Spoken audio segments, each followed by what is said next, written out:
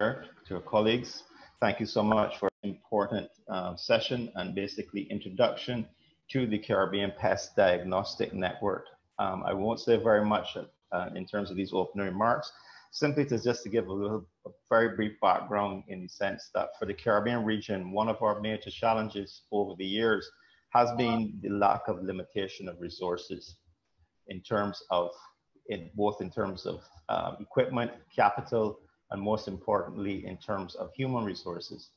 And this has particularly impacted all of us in the region in terms of being able to rapidly identify new pests or invasive species, either during the course of plant quarantine inspections, or in terms of when we're doing surveillance activities, or even during our extension work within our different territories and countries. In the past, it's often resulted in our plant quarantine services having to rely almost on a zero tolerance approach or freedom from pests in terms of shipments of products entering our countries. As we all know, this is a challenge, and nowadays, today under the WTO arrangements, such approach is not acceptable, and one has to support the reasons for basically taking phytosanitary or appropriate phytosanitary action. And the key to that is being able to identify what the pest is and to be able to do so in a rapid time frame. With the limitations in access to expertise within the region, the CPDN, with the support of the University of Florida, now gives us in the region the ability, through using digital technology, to very rapidly and quickly get preliminary identification of any new pests that we are intercepted, whether it is at ports of entry or during surveillance activities. This is something of major importance to the Caribbean, something that we have lacked. The CPDN, or the Caribbean Pest Diagnostic Network, in its revamped form, will now provide this facility to all our member countries and territories and allow us to, as I said, access expertise at the University of Florida for this rapid identification. I want to thank very much the University of Florida for agreeing and participating as a key participant in the partner in the CPDN, and also to thank the USDA APHIS, particularly the IS office in Trinidad, who has helped coordinate this agreement and the network, as well as the Greater Caribbean Safeguarding Initiative, which over the years has provided a lot of the funding that has supported both the initial CPDN startup and these new improvements to the CPDN. So with that, I, as again, welcome you all to this day's session, which is part of the rollout of the Revamped CPDN. And I will now turn things back over to Dr. Amanda Hodges to walk us through the next section in terms of introduction and navigating the website. Just as background for those who are not aware, Dr. Hodges is an associate extension scientist and director of the Doctor of Plant Medicine program at the University of Florida. She also specializes in invasive species and biosecurity issues. Dr. Hodges, again, we thank you very much. You has been lead person on revamping the CPDN, and it's my great pleasure to turn back over to her. I think I just request everyone to please mute their microphones so that we can hear the presentation. Dr. Hodges, thank you. Brian, thank you so much for your introduction. It's really just an honor to be here with all of you today. I'm excited about this training session and the opportunity to network with all of you and the opportunities that we have going forward, you know, as a region, including our partnership with the University of Florida's partnership with the CPHD. And so with that, I would like to begin by just kind of walking everyone through the site. We will have time for a few questions before we move on to the next presentation. We will also have time for questions at the end. So we look forward to hearing from you at that time. You should be able to see my screen. So this is the CPDN website. And as you can see, the address for that is cpdn.ifas.ufl.edu. When you're new to the site, you will sign in by clicking sign up. And so then you will enter your name and where you are from. Notice that all of the countries can potentially sign up for this, even if your country is not listed in the drop-down menu. At this time, I am receiving a list of approved participants, and Brian Critchlow will be discussing the letter that has been sent and the approval process. And so we will be adding countries to the drop-down menu. I also asked our IT specialist earlier this morning to simply add an other category, so it will be easier for you to just type in your country name if that's preferred as well. So it's fairly simple. Once you have been designated as the approved user from your plant health director, it's fairly easy to sign up. We will take questions. If everyone could mute their microphone, we will take questions at the end. Now I'm going to log in and show you what the website looks like on the side where you would actually enter a photograph. There will be some duplication when we reach to the point of discussing how Trinidad and Tobago is actually using the site, but I think that will be quite useful simply because, you know, it does take a little bit of practice to use this site, but I think once you are comfortable with using this site, you will find it fairly easy to upload an image. And so you can see once you're in the website, this is actually the bottom two menu features that I'm pointing to with my mouse. You will not see because that's actually where I approve new users. Again, I will be approving the new users based on the official approved user from the Caribbean Plant Health Director from that country. But you can see the samples that you submit. I have submitted several test samples. So this is what a sample appears to look like when you actually see the sample. This is a reminder to everyone, please mute your microphones. Thank you very much. But here you can see, you can actually upload several photographs. And in this particular case, you know, this photograph that I had here as an example, you know, was not sufficient to actually diagnose the problem. But when you click on the photograph, you can actually see an enlarged view of the photograph.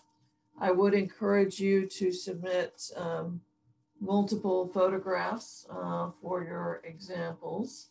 Let me just stop sharing for a moment, and then I'm going to go back to that.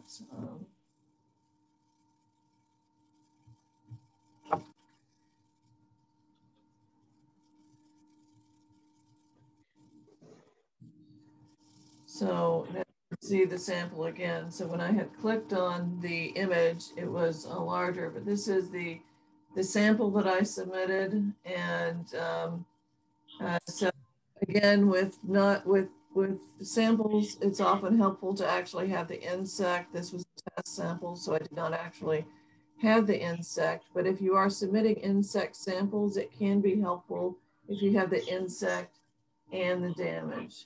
And now we're going to go back through how you actually submit that sample. So if you look through submitting a sample, you can choose whether you're submitting an insect sample, or most of you will be submitting insect or plant disease samples. Keep in mind that plant disease samples are very difficult to diagnose digitally. We have a video that we will be showing of Dr. Karen Harmon, where she will talk about plant disease diagnosis, sample submission, and the services that the University of Florida Plant Disease Center can offer. She is the individual who will be looking at your disease samples from the photographs that you send at the University of Florida. And then sometimes physical sample is needed. And she'll talk about that physical sample submission process to the clinic as well. But the screens are fairly simple in terms of how you can upload information. Some of the fields are obviously required, and you can see the required fields with an asterisk.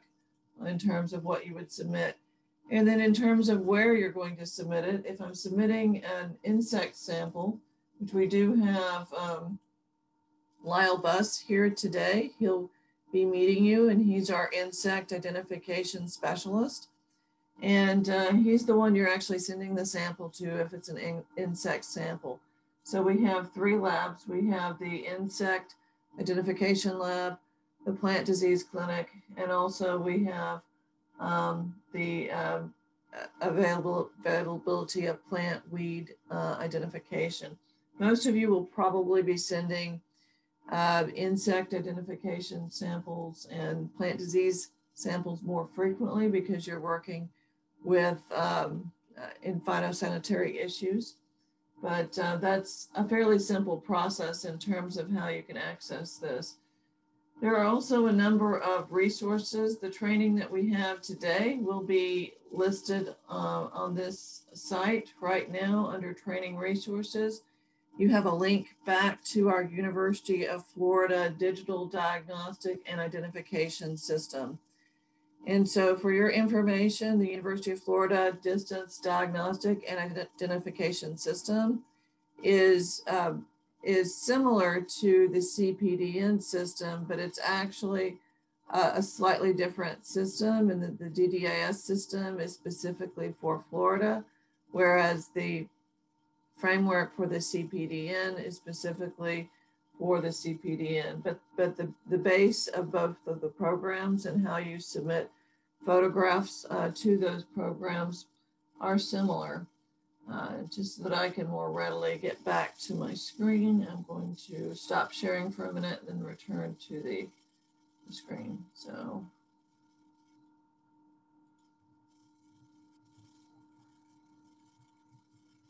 just give me one moment. Now the link that I just shared with you is actually an external link. And so that's why I stopped sharing my screen for a moment before sharing again, because it did take us to an external link. Now back to the CPDN itself. You can actually, I think those are the main things that you will really be looking for. Once you're in the site, you can actually search for some of the samples that you've submitted.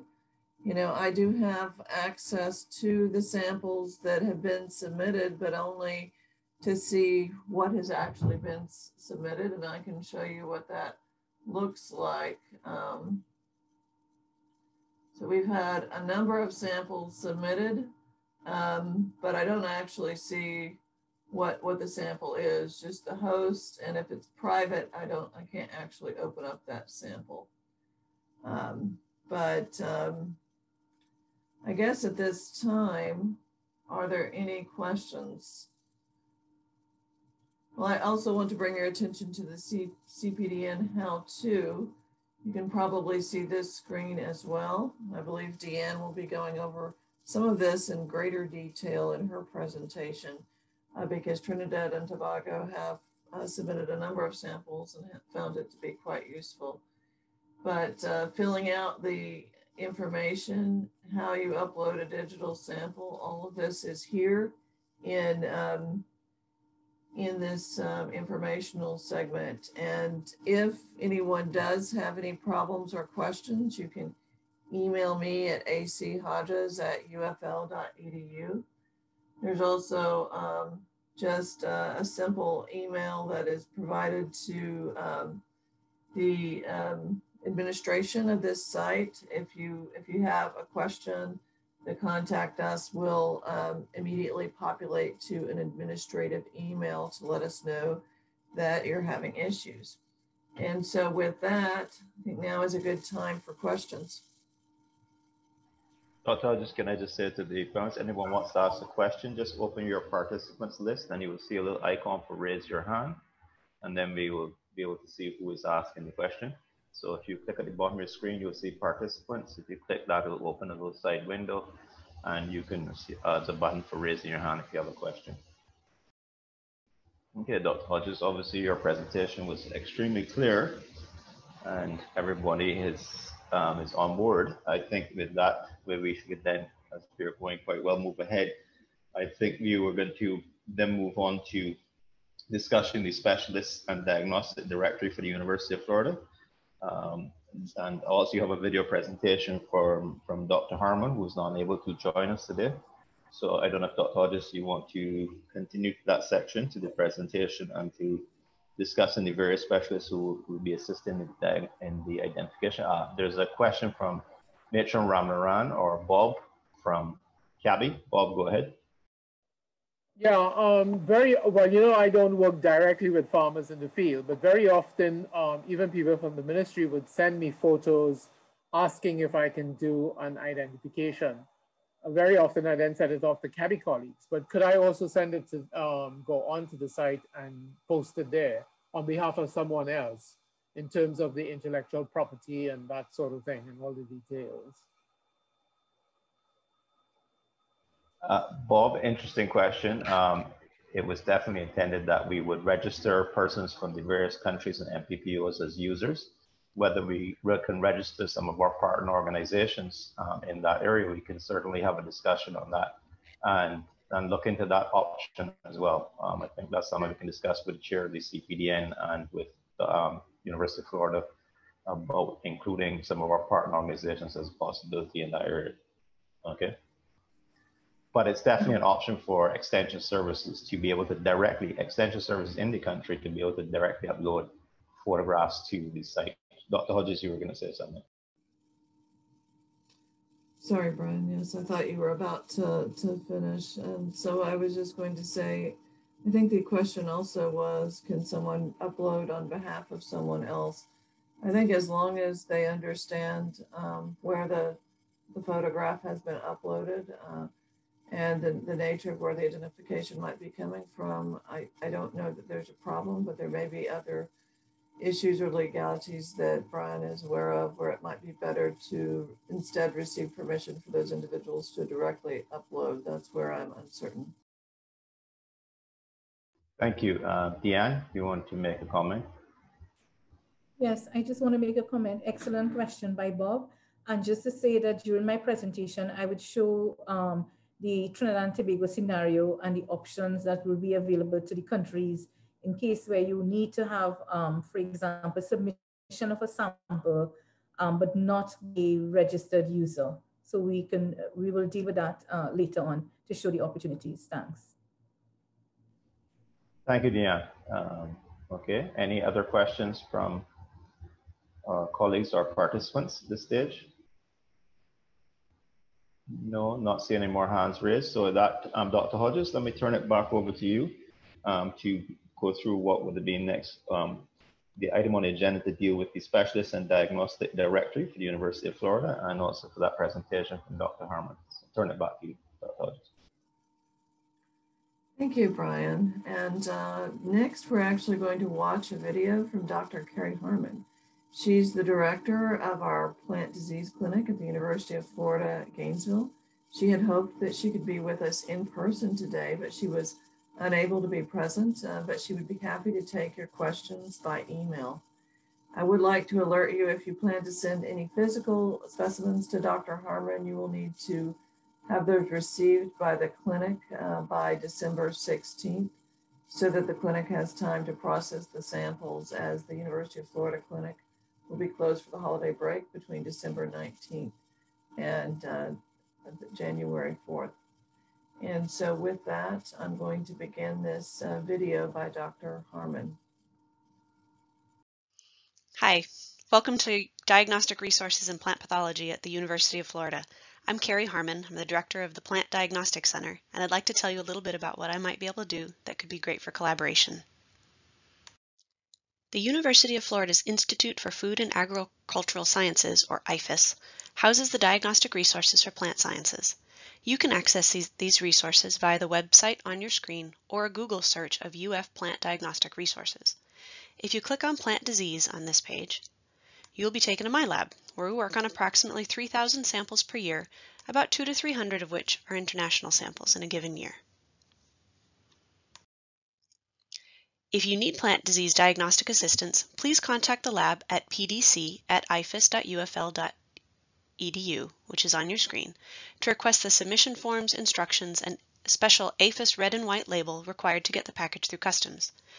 We are always happy to discuss sampling, packaging, and shipping procedures, as well as the types of tests we can offer. Turnaround time for basic fungal ID to genus runs about a week after we receive the sample at the lab. Identifications to species, molecular testing, soil or water baiting, and other procedures take longer. Digital diagnosis is available via DDIS or an email to the lab. Macroscopic and microscopic images may be enough to help us form a hypothesis with you, but determinative diagnosis in plant pathology usually requires a specimen.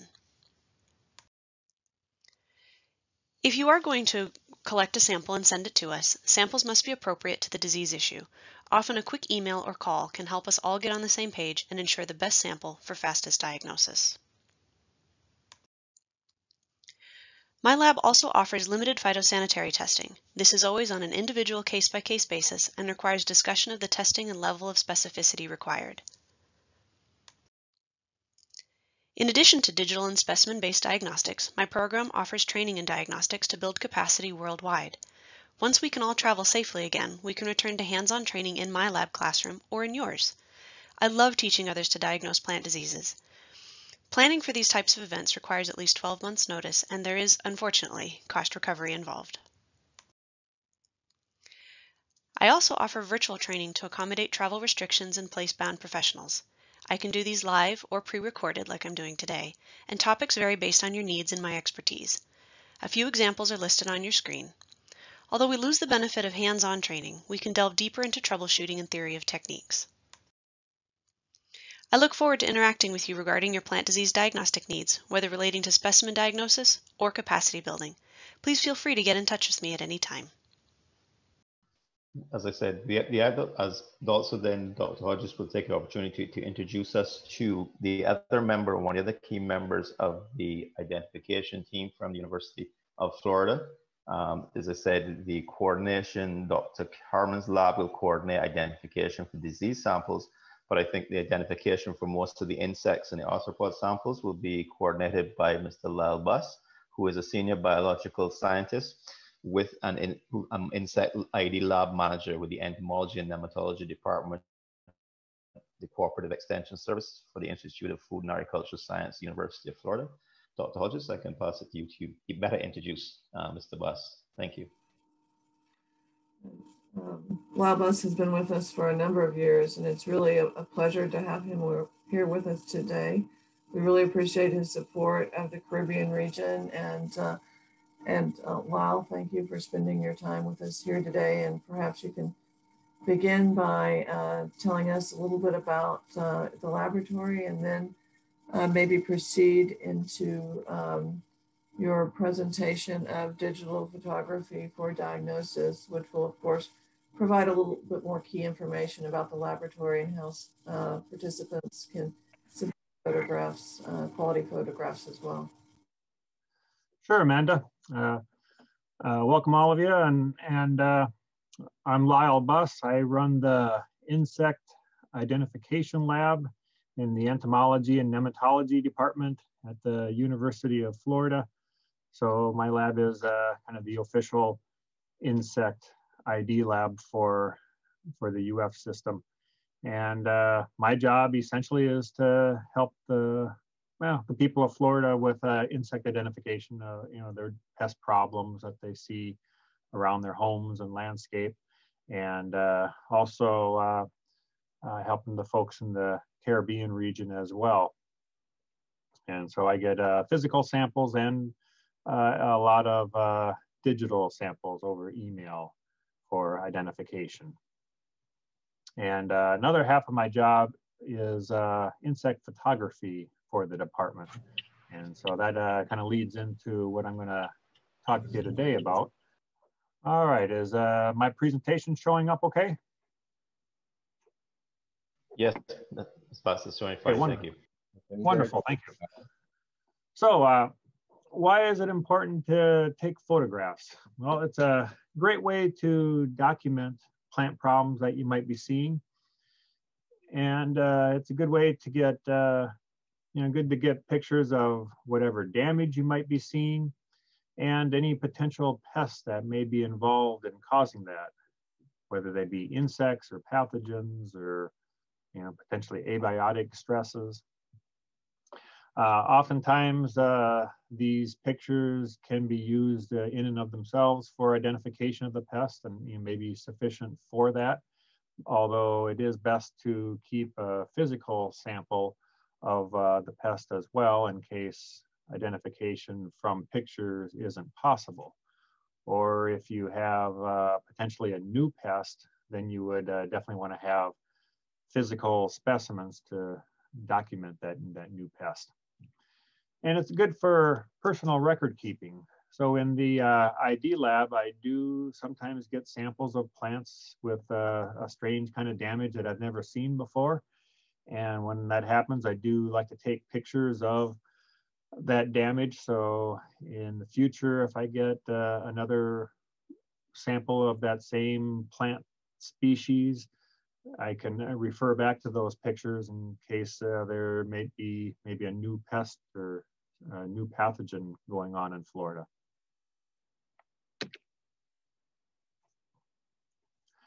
So you don't necessarily have to have professional or expensive camera equipment to get good photos. The cameras that come in today's smartphones are actually pretty good and will suffice for a lot of our photography needs. Now, when you start talking about insects and how tiny a lot of them are, that might go beyond the limits of a lot of the cell phone cameras, but there are actually some nice attachments that you can get for your cell phones.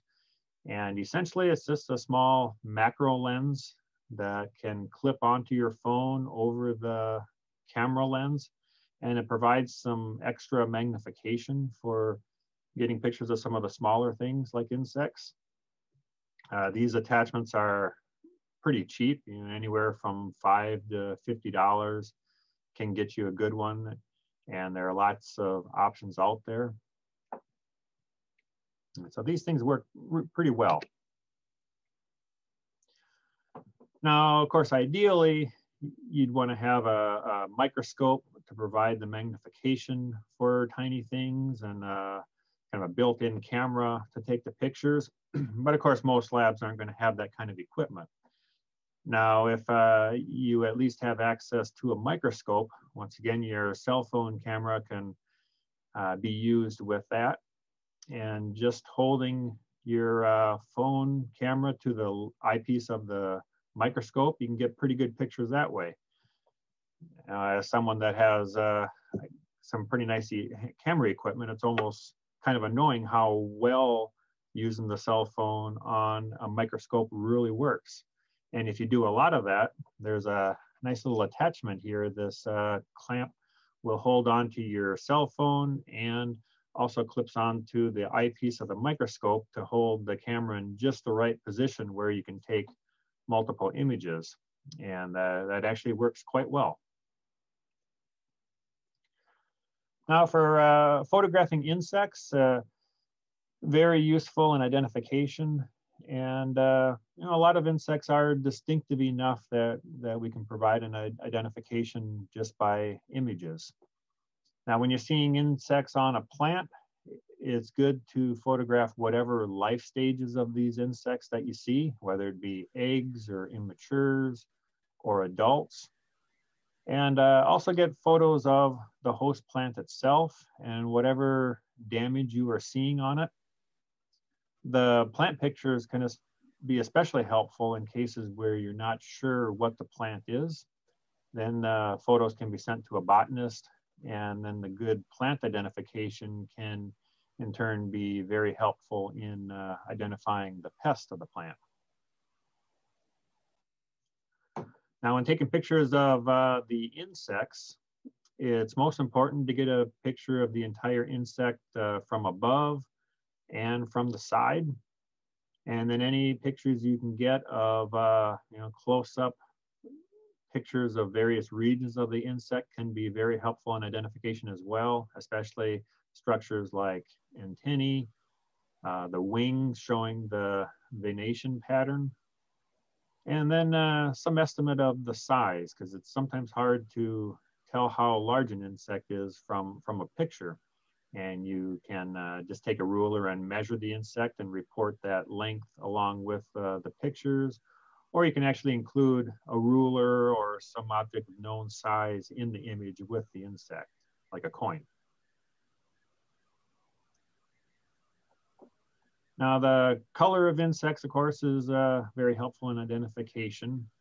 And so you want to make sure that the color balance and exposure settings on your camera are set well, that you get a good picture.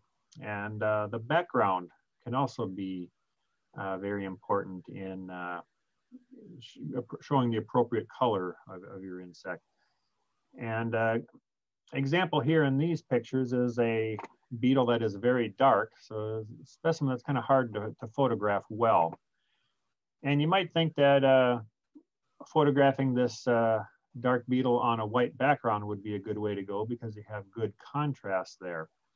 But it actually makes for a kind of a tough position for the camera in that it has to account for both white and black in the same picture and try to get a good exposure for both of those colors, which is kind of tough to do. And so those pictures tend to be on the dark side.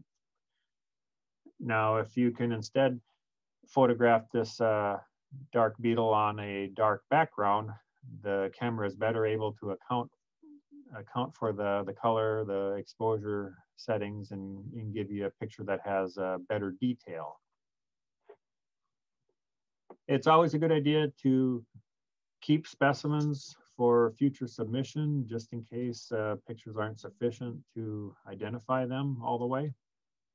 And it's also a good idea to review the pictures as you're taking them to make sure that everything is in focus and that the exposure is set right, and that you can see the pictures clearly. It's when sending pictures to a specialist or a lab, it's best to send the original image, meaning the largest versions of the image that you can. And to demonstrate that, when I take pictures with my iPhone, for example, and try to send images over email, my phone gives me 4 options of sizes here of the picture to send. And the best one to use would be this actual size, the largest one. And you can see here that in this picture of a plant, if I want to zoom in on a small portion of that picture, like this flower, you can see that here in this inset that the flower is still in good detail. You know, it's pretty sharp and everything. Whereas if you're working from a smaller image, at this level, it may look pretty much the same as the larger image. But again, when you try to zoom in on a small area on the smaller image, you'll see that that area becomes pixelated and blurry pretty quickly. And this is the kind of thing I often see in the ID lab, because pictures of insects, you know, the bugs are often a pretty small portion of the image. And I really need to zoom in on that insect to identify it. And with the small images, I end up seeing a lot of blurriness. Plant identification is also very possible using images. When photographing a plant, it's best to start from a distance away to get a picture of the entire plant, and preferably showing some of the environment around the plant, you know, where it's growing. And then get close-up pictures of various parts of the plant, especially the leaves, and how the leaves are attached to the twigs or branches. Photos of the reproductive structures on a plant are very important, so any flowers or fruit that you see. Even pictures of bark and buds can sometimes help in identification of various plants. The time of day can affect the quality of your pictures. And so I used to think that a bright sunny day was a good time to take pictures because you have plenty of light. But on a bright sunny day, this is the kind of picture that you tend to get here on the left, where you get some things are nice and bright, but you also get a lot of harsh shadows that really obscure a lot of the detail in the picture, and just makes for not a aesthetically pleasing picture. Instead, in the picture on the right, which was taken on a cloudy day, you can see with that more diffuse light, you have a much more even coverage of light throughout your image, and the picture just looks a lot better, more detail.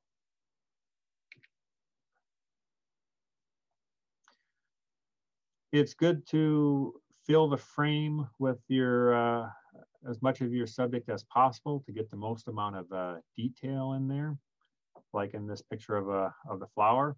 But then also remember to move away from your subject a bit and get a photo of the entire plant and kind of the surrounding area as well, because that will often have good information too. You want to make sure, of course, that your subject is in focus, and using some kind of background to force the camera to focus on your subject can sometimes be helpful. And to demonstrate that, you see here in this picture on the right, the subjects that the photographer was actually going after was the two little green beetles here on the lower leaves. But you can see how the camera instead focused on the background, on the soil. And so the plant itself is all out of focus. And this kind of thing often happens with insect pictures or pictures of flowers where your subjects are kind of a small portion of your total image. And so what you can do is, like in the left picture here, I put my hand next to the flower, kind of at the same level, and that gives the camera a larger area to focus on in order to make sure that your subject is in good, sharp focus. As Amanda mentioned, plant pathogens are difficult to diagnose using pictures, but it still may be worth taking some photos in a pathology situation. Now, pictures of dead plants or dead plant parts usually aren't very useful at all. But if you can find, especially that margin between the healthy tissue and the symptomatic tissue, that's a great place to start taking pictures. If you see any insect problems on the plants, especially insects that could vector plant pathogens, you'd want to get pictures of them. Insects like aphids or whiteflies or leafhoppers. And then any other signs that you may see on the plant, signs of a pathogen issue, anything oozing from the plant or fungal mycelial growth. Again, it's very helpful, especially in plant pathology situations, to get photos of the entire plant and the surrounding area, because the environment can be very telling in what might be going on with the plant. So pictures that show maybe the area that the plant is growing in to show whether it's in maybe a natural area or in a nursery in pots, what kind of density or spacing in the plants is present, is there standing water around? All those kind of things can provide clues to diagnosing a pathogen problem or maybe some kind of abiotic situation that's affecting the plants. Here's a good example of pictures taken for plant pathogens. In the image on the left, you can see both healthy tissue and symptomatic tissue in one image. And in the right image, you see a close-up picture of the fruiting bodies of the fungi. So these are good examples of plant pathogen pictures. Now, a lot of times, based on pictures alone, the pathologist may be only able to provide a guess as to what's affecting the plant, or maybe the pictures can help them at least narrow it down to this being a fungal issue or a viral issue or bacterial. which can be useful in management yet. But often with pathology samples, an actual physical sample will be needed to confirm the diagnosis. Here's just a few references to get into more detail in some of the subjects that I just covered. And I would like to thank the authors of this presentation and turn it back over to Amanda.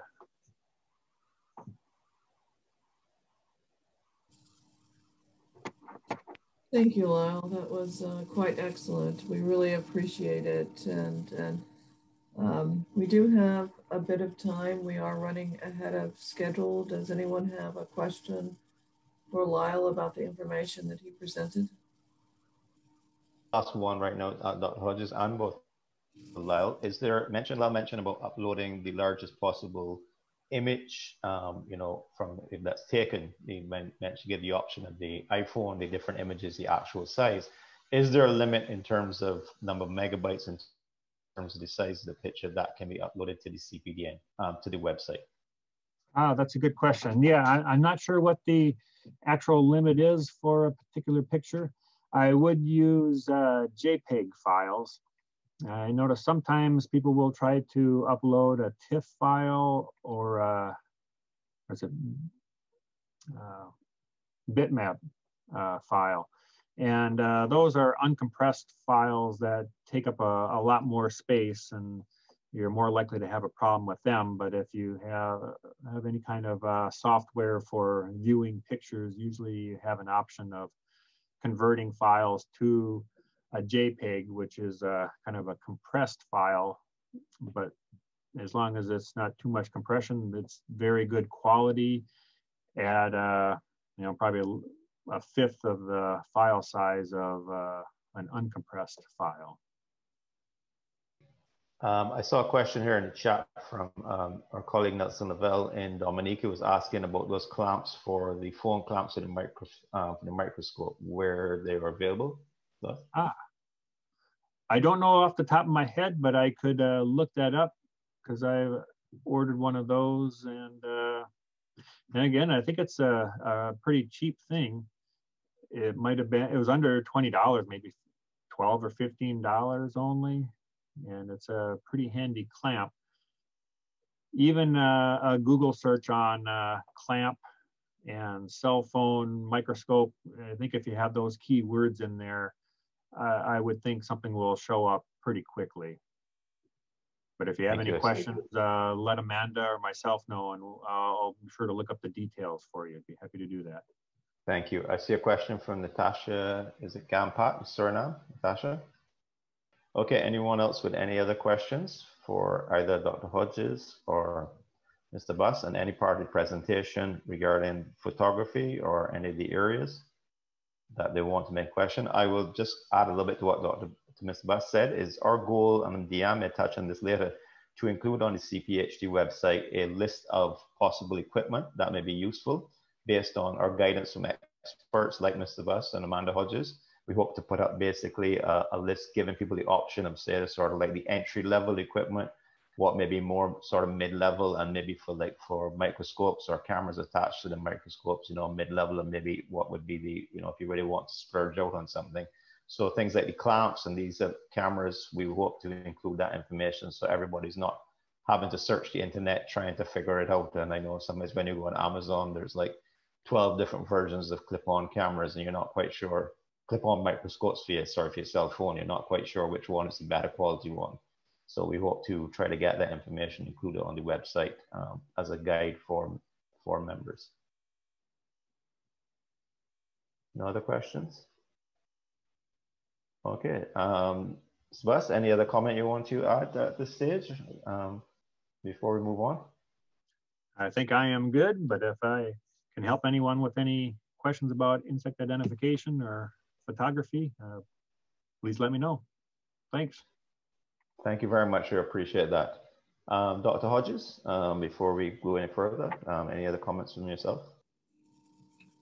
No, we're just excited to work with everyone, and thank you, Lyle, for an excellent presentation and for your willingness to respond to participants so quickly with their questions. We appreciate you. Hi, Dr. Hodges and Dr. Boss. There was just one question, and just to verify the time frame for samples that are sent, the results to be sent back to the submitter. For samples that are sent through CPDN, I do my best to answer them right away.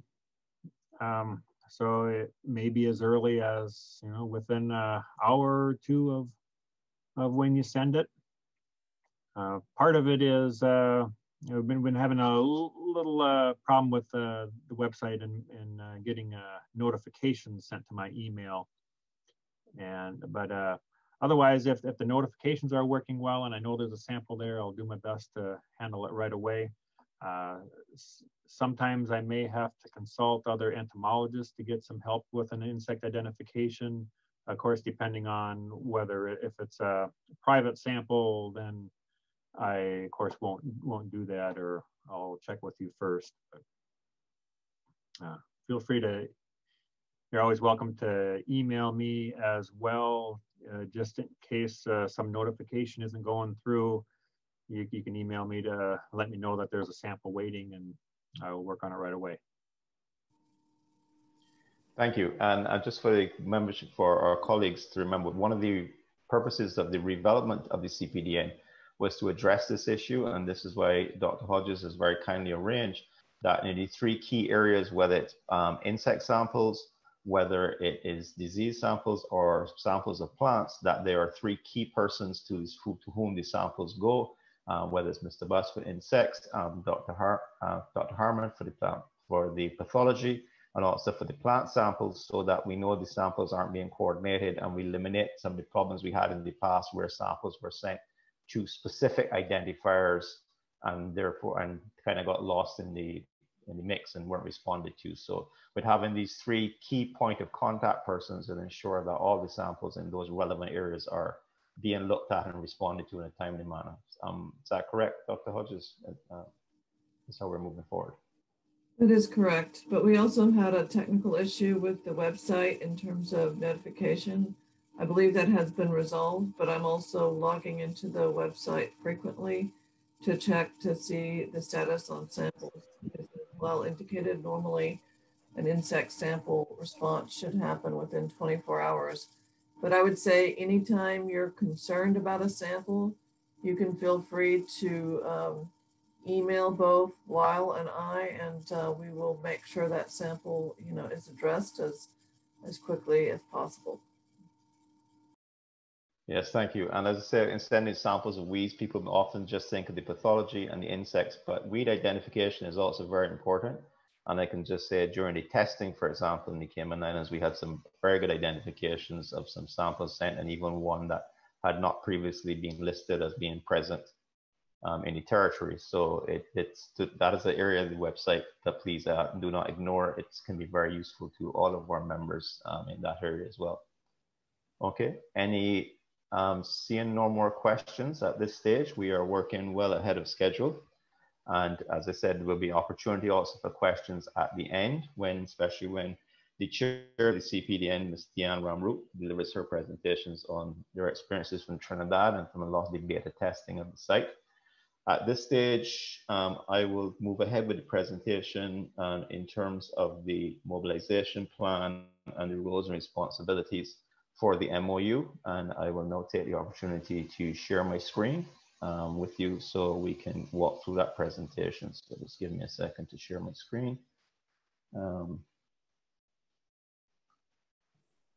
And hopefully everyone can see the presentation. And we will, just a little background in terms of the CPDN mobilization plan and the roles and responsibilities for the various users within the country. So very quickly as background, as most of you may know and some may not, the CPDN actually is a network and internet-based lab information management system that facilitates digital upload of samples from ports of entry for rapid diagnosis and identification. The network was originally created in 2007 as a collaboration between the University of Florida and the CPHD with the support of USDA APHIS, which provided equipment originally to 6 countries, which are listed: Barbados, Dominica, Cayman Islands, Guyana, Jamaica, and Trinidad and Tobago, when we subsequently expanded the equipment to another 15 territories. However, the original CPDN in its original configuration suffered some challenges in terms of hardware and software issues. We had connectivity challenges. There was the changes in technology, made some of the original equipment from 2007 almost obsolete, some of the cameras. We had issues with personnel in some of the countries, and there was issues, as I mentioned before, in terms of coordination of timely responses when samples were sent to specific identifiers that were listed on the network, and there was a lack of coordination. In order to address these issues at the 4th meeting of the CPDN Sub-Technical Working Group in 2018, agreement was reached that we would revamp the network, and it would be refocused on facilitating the rapid preliminary diagnosis and identification of digital samples, so as to quickly provide member countries with information as to whether the PET sample being submitted was something of potential issue of serious or immediate concern. And this is the goal here, and I keep stressing this all the time. Please remember, the digital network is for rapid preliminary identification. Sometimes the samples and the photographs are so good that a person like Mr. Buss, with his experience, can identify the actual insect right down to species. But a lot of time it's a preliminary identification, and a physical sample is necessary for confirmation. Based on this, a new memorandum of understanding was negotiated between the CPHD and the University of Florida, which took us a while to complete, but the MOU was completed and signed on the 22nd of June this year, 2020. And I really thank University of Florida and Dr. Hodges for her lead on that side for facilitating this, along with our IS office in Trinidad. So some of the key features of the MOU for the revamped CPDN, the MOU covers a 2-year assessment period. And this is important because we really have to demonstrate the use of the CPDN to be able to continue that countries are supporting it, to be able to extend this beyond the initial 2-year period. The MOU removed the original $2,000 annual fee for the use of the network, which was a hindrance to some countries to participate. And we again appreciated that. It has expanded access beyond the 6 original countries to allow all of the countries and member countries of the CPHD in the Caribbean region to be able to access the network and to upload samples. It has addressed the coordination by creating key points of contacts to administer each of the subject areas, as I mentioned before, so that they will oversee the sample submission, ensure that timely response, and that if other experts are required to look at the samples, they will coordinate the samples being shared with these experts. The MOU covers the whole launch and the revised website, which you saw. The website is being updated and simplified for use. It creates for the ability for additional countries and experts to be added upon request.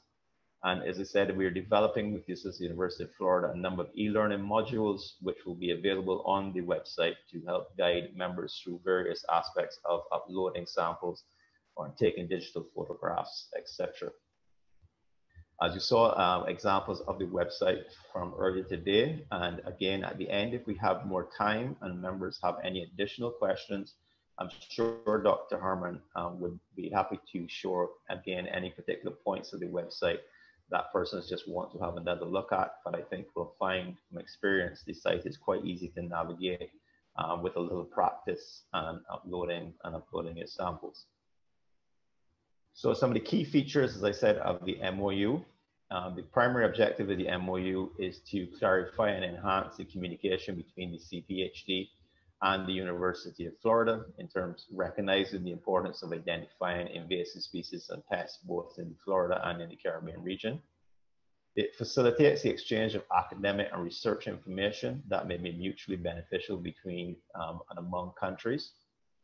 It offers a no-charge distance diagnosis service for digital samples to the CPHD and member countries and partners for a 2-year evaluation period. And again, I like to stress that this is a 2-year phase, and our use of the network will determine whether we extend this, this facility beyond that period. And IS Trinidad, USDA IS office in Trinidad is included in the MOU as a partner institutional contact for the purposes of day-to-day management of the program, to to assist with the nomination of participants and other administrative services, as those who members of the CPHD will know the IS office functions as our secretary for the CPHD. 2 key points of the MOU. One, it confirms the confidentiality of the digital samples sent from the Caribbean region. I know this has been a concern with a lot of member countries, but we assure you that all digital samples remain confidential between the identifier and the user and are not reported anywhere outside of the network. It also explains the limitations of digital diagnosis and the importance that subsequent confirmations of physical specimens may be necessary. And I think that's what we have to realize. Again, the network is intended for rapid preliminary identification. And if you want to confirm for any reason, especially for taking phytosanitary action, you will need to send physical samples to a lab of your choice. And of course, countries will recognize that once physical samples are sent, then that changes the issues of confidentiality. You have to examine the labs, what reporting obligations that particular lab has. So in summary, and just to reiterate again, the goal of the CPDN is to provide plant quarantine, extension, and surveillance units and services within our member countries with the facility for rapid preliminary identification of both arthropod, disease, and plant samples. The goal of the network is to be able to answer that question for you. Is this potentially a pest or invasive species that requires immediate or of immediate and serious concern? This is important so that you can determine whether to initiate appropriate phytosanitary actions, whether it's at port of entries for detain, destroy, or return shipments. To justify the actions to importers, as I know, are to the exporting countries, we are often, and when we make seizures, will be challenged as to why the seizure is made. Was what was found in the shipment really a pest of concern? It'll help to support those decisions. It'll help to expand surveillance if it is something that we are concerned about, that we may want to step up the surveillance to more delimited surveys, and also help make decisions whether to initiate emergency response plans or whatever other appropriate phytosanitary actions need to be taken. Again, the network is not intended to replace confirmatory ID of physical samples, which are often required, especially if one is taking phytosanitary actions or initiating emergency response plans. In terms of moving forward and rolling out the updated CPDN and activating the MOU, there were 4 key stages that were agreed upon. Yep. The first stage was the beta testing of the new network, which has been completed with the assistance primarily of Trinidad, with the support of Dominica, Jamaica, and also the Cayman Islands from uploading and testing samples. And we've been very pleased with how the beta testing has gone, and we're now moving forward with the full launch. Step 2 was the mobilization of the outreach plan, which you've been now received all the letters, establishing the procedure in terms of focal points within countries, for roles and responsibilities of users, etc. And we hope to also then continue to promote the network. Step 3, in terms of initiating regional training, this is the first initiative in this area to expose all our members. And I'm very happy to see we've had over 90 people on this training so far today's presentations as to how the network will operate, and all the material will be available also on the CPHD website.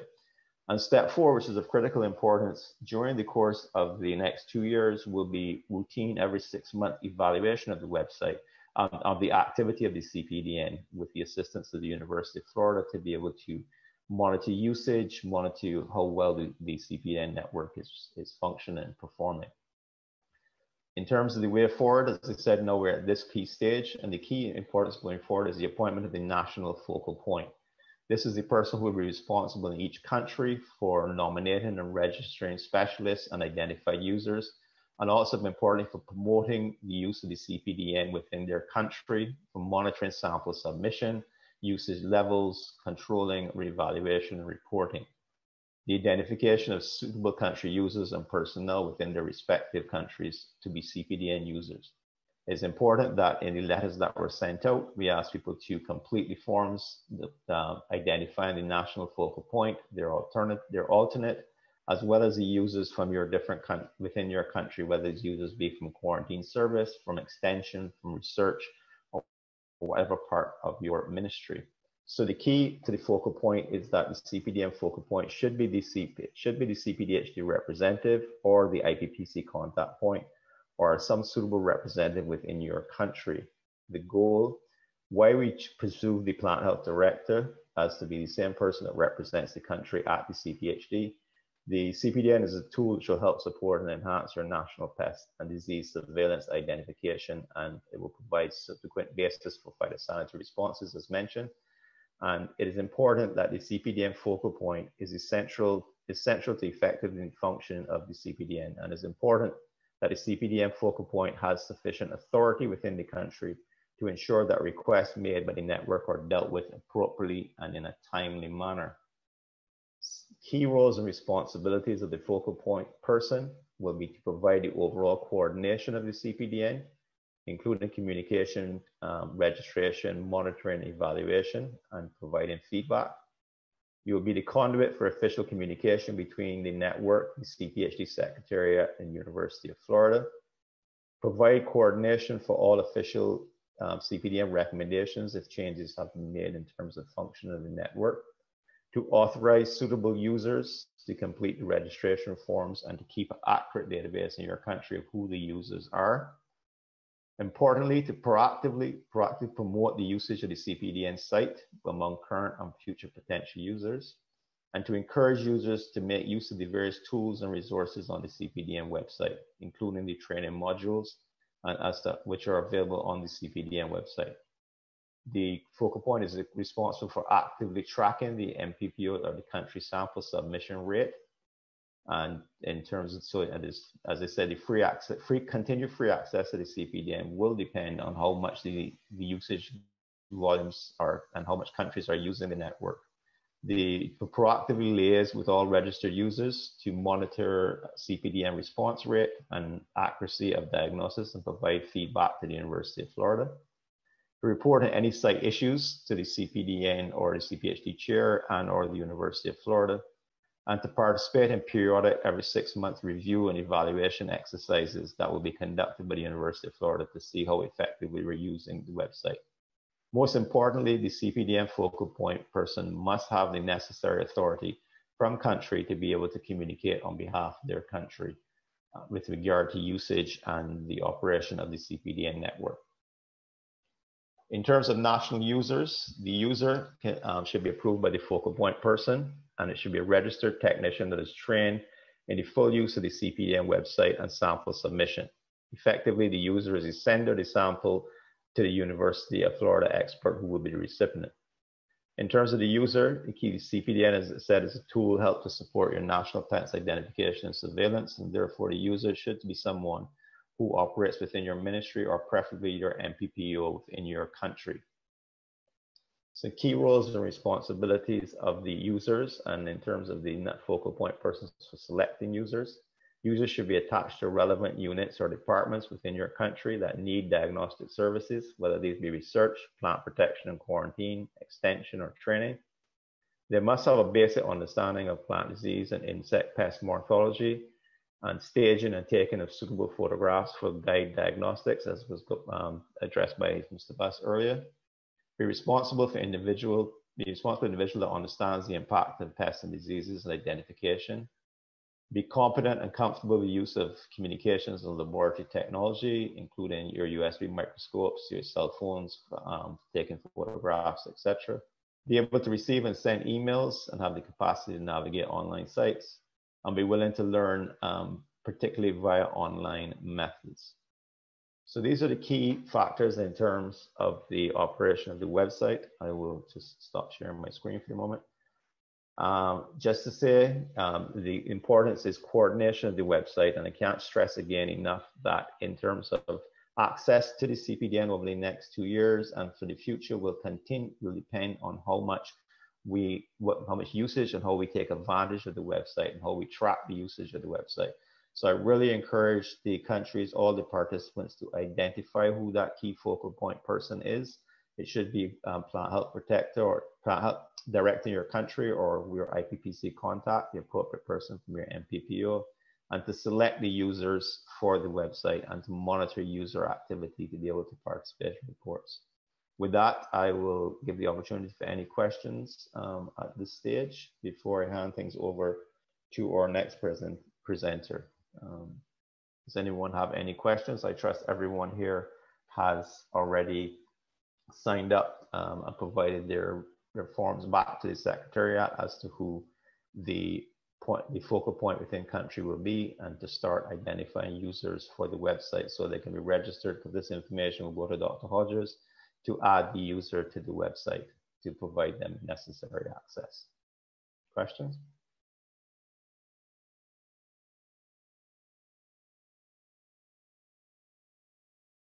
Dr. Hodges, is there anything that you would like to add at this stage to the MOU or the rollout of the operation of the CPDN? No, excellent presentation. Thank you. Looking forward to continuing and interacting with the participants as they begin using the site. Okay, I see a question from Janelle Kelly at St. Kitts and Nevis. Go ahead. Hi, good day, Brian and Dr. Hodges and colleagues. I just had a query in terms of how soon we would have access to the site, and is there a limit on the number of persons from a country who could be users? Thank you. Dr. Hodges, I'll defer that to you and also to the chair of the CPDN, Ms. Ramroot, to if they want to provide answers to those questions. Dr. Hodges, you first. There's really, you can start using this site right away. And in terms of the limit, in terms of the number of persons per country, I think that's really up to the country who has that authority to make that determination. But again, the users of the site should probably have that authority to communicate. Looks like there's a follow-up question in the chat. Is it possible to remove submitted samples from the network? Lyle, are you comfortable answering that question? I don't know the answer to that one. There's nothing I can do to remove a sample from the CPDN website. I think that would have to go through the Zin, the person in charge of the IT portion of it. Yeah, if there's a sample that you want removed, perhaps you could provide me that information and I could work with our IT to have that removed. Right now, I don't see I just checked the website and I do not see a way for me to, for example, remove some of the test samples that I submitted. Yes, good afternoon. In response to the question with Janelle, during my presentation, I would share the experience because basically the focal point, who is the point of contact in the country, can make the determination on the users, and that's a mechanism that could be used. And when I share the experience for Trinidad, because each country is unique, so they may be able to develop their own system in terms of determining, based on the guidelines, who should be recommended as a user. Thank you. Yes, I think the key is coordination within country, because remember the samples come back to the user. So for the country point of view, you want to be able to make sure that you have oversight in terms of usage and what samples are submitted, and that the samples are being to the benefit, for your national to develop extension unit or plant quarantine. There was a question from Sunil in Jamaica. Does each country have a specific interface? I think the interface is the same for anybody who logs on. You just change it when you identify which country. Dr. Hodges? Yes, each country just has the same interface, but you can't see samples from other countries. So the samples that you're submitting should just be going to the diagnostic lab. You will not necessarily see samples from other countries. And of course, Deanne is going to present what the sample submission process looks like from the Trinidad and Tobago perspective. So I think that's really going to help clear things up from the country perspective. Dr. Hodges, excellent. I think that's a perfect opportunity to move forward and move to the next presentation and introduce Ms. Deanne Ramroot, who is the chair of the CPDN Technical Working Group. Diane, I think you're all very familiar with Diane. Diane is the Deputy Director for Research for Crops for the Ministry of Agriculture, Land and Fisheries in Trinidad and Tobago. She's with the Research Division, Central Experiment Station in Trinidad and Tobago. As I said, Diane has been the focal point and the lead person as chair of the CPDN Sub-Technical Working Group to help really develop the network and also to develop the user profiles that we're talking about, the systems, and has been key in terms of beta testing the website, the network. And I think Diane's presentation in terms of experience from Trinidad and Tobago will provide excellent overview for all of the members of how things operate. Let me just say before I turn things over to Diane, I may have to leave slightly early this meeting for another commitment, but if I do, Diane will take over and continue at that point, but we'll see how we go on time. Thank you, Diane, over to you. Okay, thank you, Brian, and good afternoon, everyone. Yes, I will share my screen. All right, so basically this presentation is to share with you the case study, Trinidad and Tobago implementation and use of the CPDN. As you would have heard with Brian, we have just completed the beta testing. The site is ready to go live. And basically, these are some of the experiences that I would like to share as we have started to put things in place in terms of how we can use the system.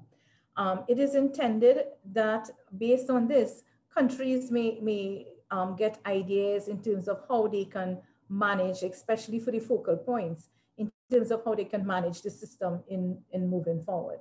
So some of the information on the slide will actually be reinforcing what was mentioned earlier by Dr. Hodges and Brian. So we'll proceed, and then I will move directly into the final session, which is the way forward. So basically, I would touch on the background, what was mentioned before, to share the experience in terms of a coordinated approach, in terms of how we intend to move forward and with regards to our monitoring. So as mentioned, the CPDN facilitates digital upload. It provides rapid preliminary identification. And if there's need for confirmation, of course, a physical sample will have to be submitted. So it's made online and the digital images are presented and assessed, results, solutions communicated. So the key outcome, and this was mentioned before, rapid ID and confirmation of specimens collected as part of quarantine and or surveillance activities and or collected from other field samples. So it's to provide support for countries with limited capabilities to access diagnostic services available within the CPDN. Provision of 32 member states with free access to rapid within 24 hours distance digital diagnostics via the CPDN, and development of additional e-learning modules for the CRDN DDIS system. So touching now on the Trinidad and Tobago scenario. So to bring it closer home, and as I go through these slides, if they are focal points or prospective users who are participants, this will actually give you an idea of basically how you can mobilize and organize yourselves. Because in each country, the situation may be different. How you're organized in terms of the services, your units or your divisions may vary. And there was a question earlier by Bob from CABI, and going through that particular process. And for us in Trinidad, thinking that there will be similar situations, this is what we have come up with and how we are going to implement. Of course, it's not cast in stone, so we will revisit periodically and move forward with regards to that. So in Trinidad, there are 8 counties. And within the system, we have extension services. And these services are referred to as RAN, RAN, RAS, meaning the North and South counties. So we also have extension training and information services, referred to as ETIS. And of course, we have our research division, where we have the laboratories, plant pathology, we have entomology diagnostic laboratories, and we also have housed here our plant quarantine unit. So that's the connection, and this was done to actually show the range of persons who can therefore access the CPDN and how we are moving forward. So Brian would have gone through in terms of the CPDN focal point, who should be the CPHD representative of the IPPC contact point. And I've pulled out some of the key points here because it is important in terms of the selection of the focal point and the selection of users, because this is how you will be able to maximize the use of the network. So for Trinidad and Tobago, the focal point for Trinidad and Tobago is the same as the IPPC contact point, and that's me, Diane Ramru. And why should it be the plant health director or the equivalent? The focal point has sufficient authority to ensure that the requests made by or for the CPDN network are dealt with appropriately and in a timely manner. So you would see here now the focal point really in each of the countries would therefore be coordinating the activities. And the level of coordination and the way how the coordination will take place in each country may vary, like I said, based on the unique situations in each country. So the roles and responsibilities, again, to provide overall coordination. And over the last couple of weeks, you would have communication where communication was sent to the plant health directors to promote users registration and to encourage monitoring, evaluation, control, and feedback. The role of the focal point also is the authorization of suitable users and submission to the CPHD Secretariat, because you will recognize the network now is taken on board a number of countries. So therefore, there must be some organized way in which the users from each of the countries are submitted to the University of Florida, or else you will just have a number of users just submitting to be registered and it's not coordinated by country. And again, the focal point to keep an accurate database of all registered users in your country. And this is important because you would recognize that the user, the identified user in your country will be submitting samples, taking plant samples, be it which may have insect, pest, or disease, and submitting it for a preliminary identification. So it is important that the NPPO and the focal point manage this situation, because this is data that will be coming out, emanating preliminary data from your country. So submission and identification, pest identification, the diagnosis is private. The information is strictly exchanged between the submitter, which is the user in the country, and the identifier. And this was mentioned earlier, but it's important to recognize that when you approve a user and the user is registered to submit samples, the information exchange, once they log on to the website, to the network, that information exchange is directly now between the user and the identifier. So it means that a sample is submitted from the user in your country to the identifier, and then the results, it comes back directly to the user. So this is important, again, for the focal point to be mindful of this and to set up a mechanism within the country to determine the submissions to the University of Florida and the outcomes, the diagnosis. So again, this was mentioned earlier, who is the CPDN user? The CPDN user is an approved person by the focal point and the University of Florida, because one leads into the other, a registered technician, and is trained in the full use of the CPDN site and sample submission, hence these training sessions. The user is the sender and the University of Florida expert is the recipient. So the focal point should also be registered. It's also recommended that the focal point should also be registered as a user to ensure that there's monitoring, etc., within the country. So suitable users, again, it must be reinforced, be attached to the relevant units, departments in the country where there is a need for diagnostic services, be competent and comfortable with the use of the technology, be able to receive and send emails, and have the capacity to navigate online sites, and be willing to learn, particularly via online methods, because we anticipate through the network is going to be continuous learning and continuous training. Now, this particular slide, I put this particular slide here in terms of users to date for Trinidad, and these are some of the users that we have to date. Focal point, plant pathologist, entomologist, plant quarantine officer, agricultural officer 1, and all are from the NPPO Ministry of Agriculture. This particular slide actually points to the question that was asked earlier by Bob from CABI, other users, and I place in here indirect users, and I'll explain this because the focal point may decide that it is not very practical to allow or to approve all persons to be users.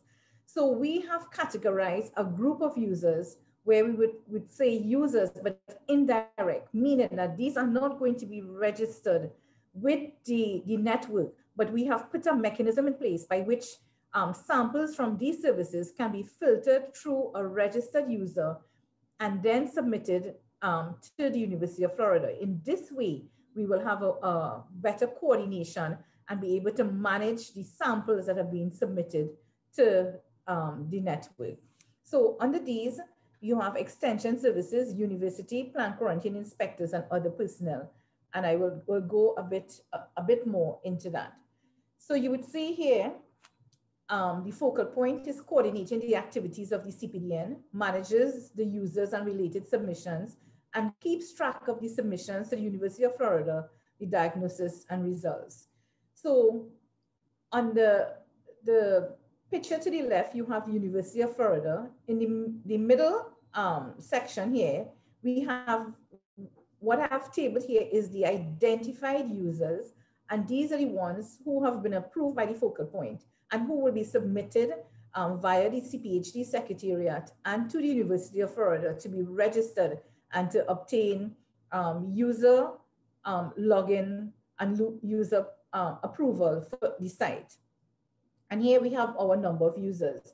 So you would see the information is going directly from these persons to the University of Florida and back. So it means the user is going to be submitted the samples, the information is going to come back directly to these persons.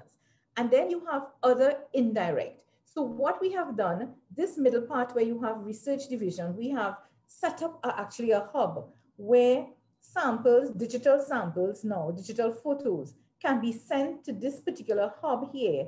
And this now can then be, this registered user will send the information forward to the network. And therefore, when the results are obtained back to the ones who, what we have termed indirect, have no direct access to the CPDN. And the reason we have come up with this, and focal points in their individual countries could use this as a guide, or you could come up with your own system. But this was developed with us because we have a range of officers in the extension services, in the information and training services, the university, and other persons who may want to access, for example, CABI, as Bob would have mentioned. But in order to manage, because when these samples are submitted, the results goes back directly to these persons. So this system was set up so that we can also manage the preliminary results that is coming back out of the University of Florida. Okay. And this basically shows what Dr. Hodges had shown earlier, the focal point, the revised site, the focal point as a user, the user approval from the focal point, you sign up on the site, approval and password. So here, once you are approved by a focal point, the user is approved by the focal point, your particulars, your registration form is submitted via the CPHD Secretariat and forwarded to Dr. Hodges, University of Florida. You must also go on the site and sign up. And once you have done that and you have gotten your login, you can proceed with submitting your sample as Dr. Hodges indicated earlier. This just shows your sample data form. Once it is advisable that once you get your logon credentials, that you actually go on the site and you become familiar, because nothing beats learning by doing, actually going through the site and becoming more and more familiar with it. And the more you use the site, the more familiar you'll be with the features of the particular site. As mentioned again, the list of identifiers, we have for plant weed with regards to insects and plant disease. The samples are submitted.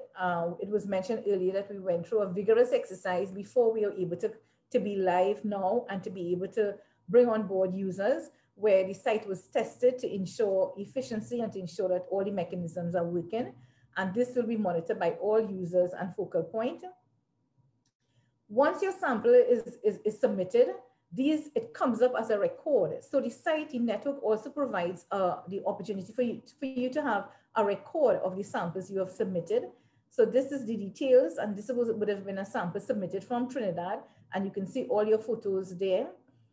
Once it is looked at the identifier, so earlier Mr. Buss mentioned in terms of him actually, once the sample is sent to his and he gets a notification, once this is submitted, the focal point therefore will set up a mechanism for feedback of the sample submitted. So here, this slide shows where you would get a notification from the identifier saying that your sample has been examined.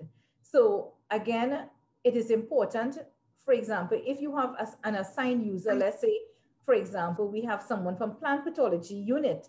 When the sample comes back, you need to have a mechanism where all samples submitted and the diagnosis that comes back is logged in, so that you can have a holistic picture of samples submitted from your country and your diagnosis. This here shows the results. So the diagnosis is completed. Once you get your notification, you can actually go in now, log back in, and you can see what the results were. All right. So how to treat with sample submission from non-registered users? As mentioned, and I'm just going to recap, the sample is submitted via a registered user, for example, the plant pathologist. An email address was enabled in the various diagnostic laboratories to receive and send the information. And this allowed, therefore, for the better management of the use of CPDN within the country. I've repeated this slide here just again to show and to drive home the point that within each country, you may have variations, but this is what we have set up in order to manage the number of samples that could be going to University of Florida. So the strategic priorities and actions that the CPDN Technical Working Group will be addressing. Of course, we'll be engaging in periodic every 6 months evaluations in terms of the usage of the site.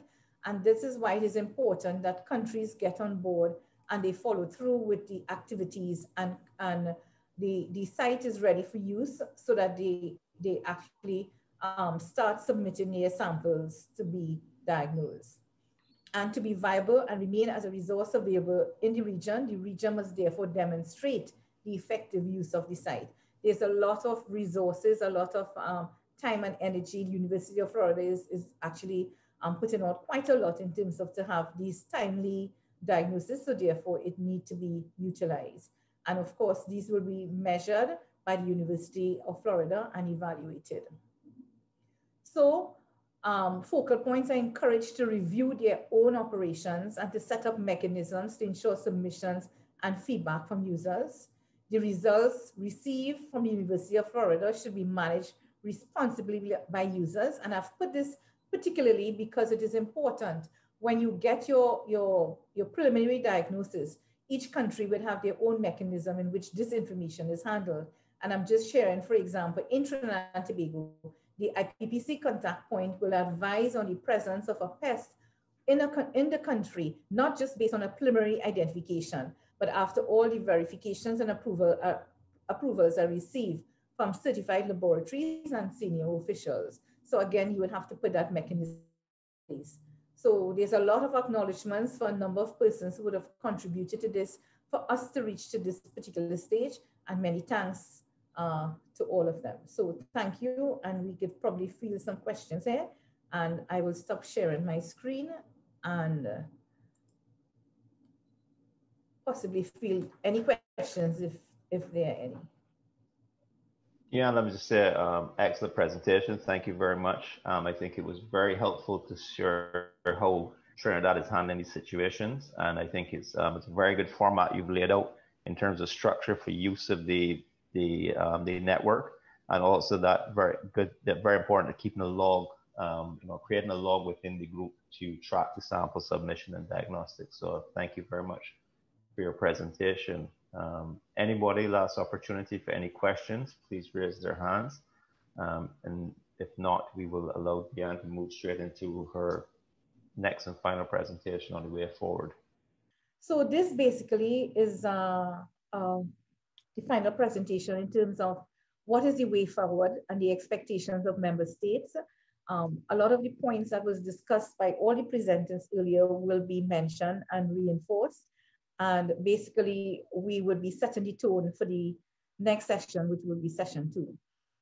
So what I've done is, in terms of doing the way forward, I've actually summarized basically the key points from what the earlier presenters would have done, leveling of expectations, what is expected, and then setting the tone for us to meet for the second session, which is scheduled for the 16th of December. And I know the CPHD Secretariat have been working very hard with all the member countries in terms of keeping you abreast, and will continue to do so as we move towards the second session. So basically, it's a checklist, and it, like I mentioned, it summarizes what should be done if it have not already been completed in terms of leading us to the second session. So the CPDN focal point should be identified, and as mentioned by the earlier presenters, communication went on with regards to that. The focal point should nominate and register specialist officers or other identified users promoting the use of CPDN within the country, and the focal point should become familiar with the roles and responsibilities.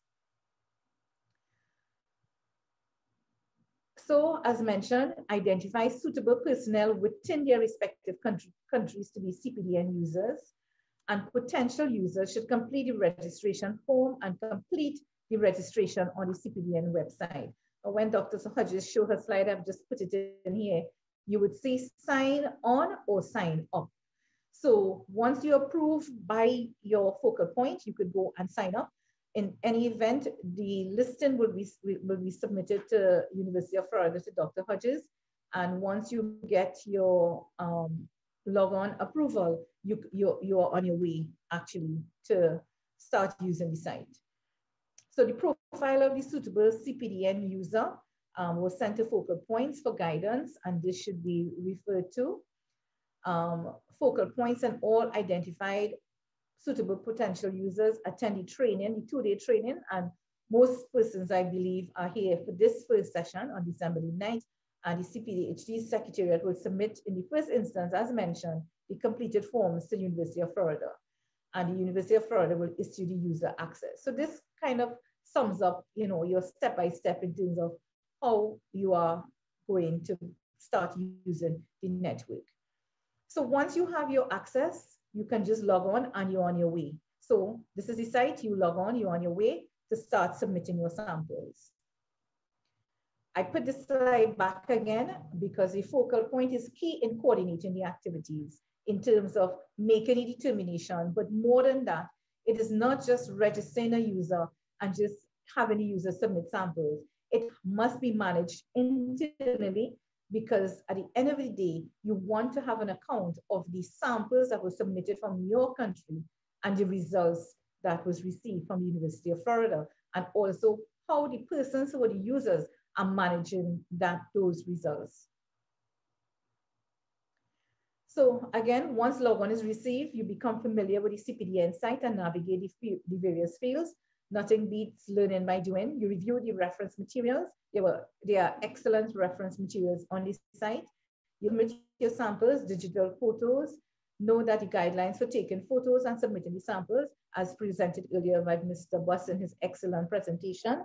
And as mentioned earlier, a list of useful equipment will be posted on the website so as to guide persons, basic equipment, mid-level, and gold standard. If there are any issues to be reported to the CPHD Secretariat or to the University of Florida, and to provide feedback. So what is expected of persons at the second session of focal points and users? What will be expected at that session is that you would give a status of your country registration. You would provide feedback in terms of using and your log-on of persons within your country in terms of log-on registration and your sample submission, and in terms of if there's any areas that you would want to have a troubleshooting session. So the strategic priorities actions for the CPDN, as mentioned, the University of Florida will engage in periodic evaluation of the usage of the CPDN site, to be viable, we need to be able to use the site and to demonstrate actually that the site is being utilized and that there's improvement in terms of the diagnostic capacities and capabilities in the countries.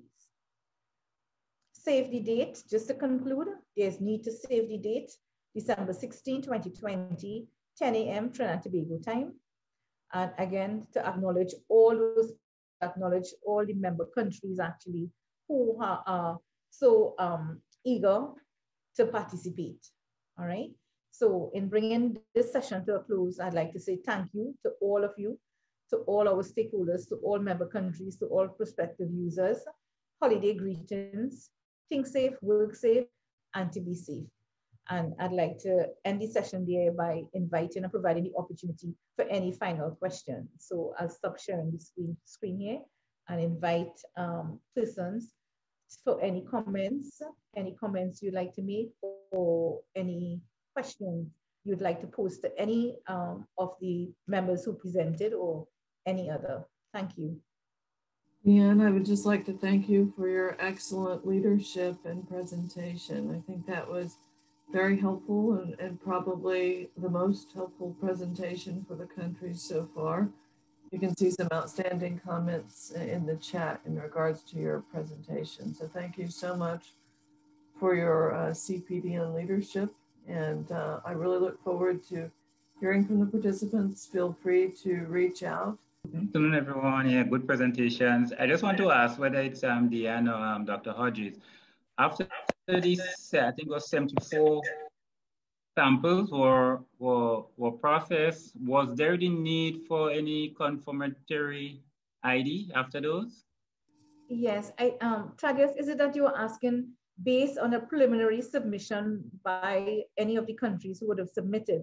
If following the preliminary submission, there was need for a confirmatory testing. Is that the question? Yes, yes. I just wanted to know after it was submitted and identified, if countries needed to do follow-up or if the initial identification would have gone far enough. I can speak for Trinidad and Tobago. Yes, we have had instances where we submitted a sample and based on the preliminary identification, we proceeded to do a verification with a certified lab for that particular organism. Yes, so we have done so. So it has been really useful for us. So I'm speaking in terms of an experience from Trinidad, yes. There's another question or hand up by Sunil Wilson from Jamaica. Thanks, Renita, and thanks, Dion, for your presentation. Just two quick questions. Dion, have you been able to use it for your port of entry interceptions? That's one. And two, you would have emphasized the need to have a mechanism. Can that mechanism be set up on the system, or it has to be an internal mechanism slash a standard operating procedures that the MPPOs need to have? Okay, so I'll take the first, thanks, Sunil. I'll take the first question there in terms of, yes, the way how Trinidad is structured, we have the Port of Plant Pathology and Entomology laboratories, and we are staffed with pathologists and entomologists. But periodically, we do use the CPDN where there's need to have a sample sent, either to have a second opinion or to have a confirmation. So we do use it, yes, with samples that do come in from our port of entry. And thus far, we have had really good feedback from the CPDN. So that's the first question. The second question is the mechanism must be set up internally. Basically, the way how the CPDN works is just basically for a registered user to submit the sample and then have a preliminary diagnosis done and sent back to the user.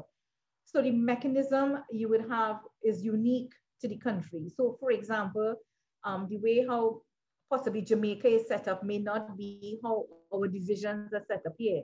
So having a good understanding of how our divisions are set up and use the prospective users we came up with that system. So I would advise that within the country, you would have to look at how your divisions are set up and who is the focal point and where you sit and who reports to you directly in terms of who are the users, and then use that as a mechanism for setting up for the wider reach of your country. But the final decision actually rests with the focal point, because you are best placed to make the determination of how you can manage that once you give the authority for a user to submit a sample and then receive the diagnosis. The focal point have to make that determination in terms of how you are setting up within your country. I hope that answers you. Okay, are there any other questions? Or is there anyone who would like to make any other comments? Dr. Hodges, Mr. Buss, Renita. Hi, this is Vaiju here. Okay. Thanks for the excellent presentations. All presentations were well appreciated, I think. This is a long-standing need of the Plant Health Directors Forum, and I'm really pleased to see the progress that has taken place over the past few months, years, I should say. So all the best to everyone, and I hope that we can make the best use possible for the Caribbean of this resource that we now have. So all the best and thanks. Could I ask a question? Yeah? Yes. Yes, good afternoon, everyone. Good afternoon. I'm Sheldon here from Jamaica. Right, just a question. Prior to the revamping, there was a list of experts, which include many of us from the Caribbean. Will this list of experts be reduced to academians and practitioners from University of Florida only? Yes. In the discussions in terms of we had a list of experts, but in this first instance, with the revamped or revisited network, we have selected these persons from the University of Florida. And of course, based on how, this is the first phase where we are now having the registered users go on. So that is something that will be revisited. But at this particular time, it is those identified persons who will be doing, who have been selected and who are committed in terms of doing the identification in support of the CPDN. Thank you, Dion. You're welcome. Yes. Dion, just one last question. We noted in Brian's presentation the removal of the $2,000 fees paid by countries annually. But it is for a period of 2 years. Is it that once the 2 years have elapsed, then we will revert to that, or we're not sure as yet? I think that will have to be continued discussions. And that is why on the slides, we emphasize that it is important that countries utilize the network to show the need for it, and in terms of it being something that should be supported, because it was a MOU negotiated between the CPHD and the University of Florida. So therefore, if resources are being put into it, the fees are removed. Therefore, part of the monitoring that's going to be done will be done to actually determine, how much is it worth in terms of maintaining the site and to ensure that it's being used properly. So in a nutshell, beyond the 2 years, again, that will be something that will have to be negotiated and based, I know it's going to be based on usage. Deanne, if I could just comment just briefly further to that. I think we also discussed that we thought that the 2,000 per country was too high, and maybe we would find another way to fund the resource per region. But as you indicated, it would be, we'd have to see what the needs are really. Okay, any more questions? I think we did well in terms of coming up, bringing the program to a close, actually spot on time. Are there any other questions, any burning questions? If not, we will move into the photo session where we would ask all participants to turn their camera on. And I saw Avinash. Nelson. Thanks for joining us. Sorry, Deanna, I see Nelson Lavelle from Dominica has his hand up. Okay. Yes. Yeah, good afternoon, everyone. I wouldn't want the session to end without I just give a big congratulations to Diane, Dr. Hodges, and the rest of the team for having achieved this difficult task. And it's a much needed resource that we have in the region. So I really just want to congratulate you on a job well done. The workshop and the presentations were excellent. They were clear. That is evident through the quality of questions that were asked.